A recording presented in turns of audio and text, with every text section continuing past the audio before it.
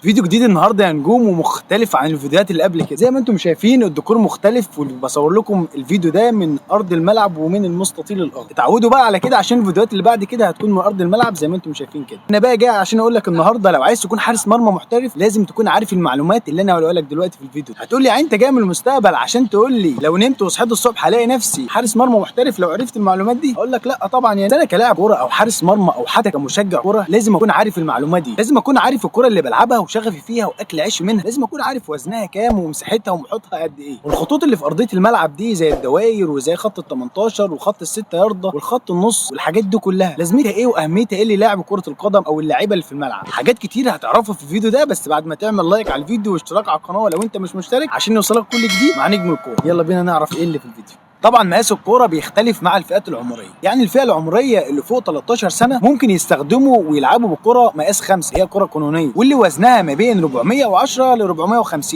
ما تقلش عن 410 جرام وما تزيدش عن 450 جرام، ومساحتها ومحتواها بيكون من 69 او 71 سنتيمتر. اما الاعمار اللي تحت 13 سنه دي ممكن يستخدموا اي كره اخف في الوزن ومحتواها قليل شويه، ممكن يستخدموا كره مقاس 4 او مقاس 3 او مقاس 2 على حسب العمر بتاعك. هل الملاعب الخماسيه دي بيتلعب بيها بنفس الكوره بتاعت الملاعب الكبيره اللي هي مقاس 5 القانونيه؟ اكيد لا طبعا. الكره اللي المفروض تستخدمها في الملاعب الخماسيه دي بتكون مقاس 4 ووزنها بيكون ما بين 390 ل 430، ومساحتها ومحتواها بيكون من 62 او 64 سنتيمتر.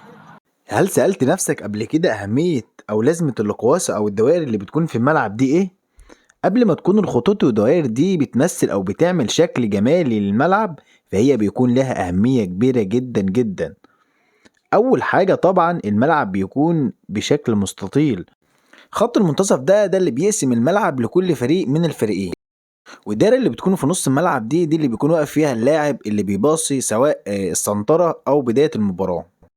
اما خط ال 18 ده اللي بيحدد منطقة حارس المرمى اللي بيستطيع فيها لعب الكرة بايديه، ما يعرفش يطلع بره ويلعب الكرة بايديه بره الخط ده. وطبعا الست ياردة دي اللي بتحدد المنطقة اللي هيلعب منها حارس المرمى الكرة ضربة مرمى.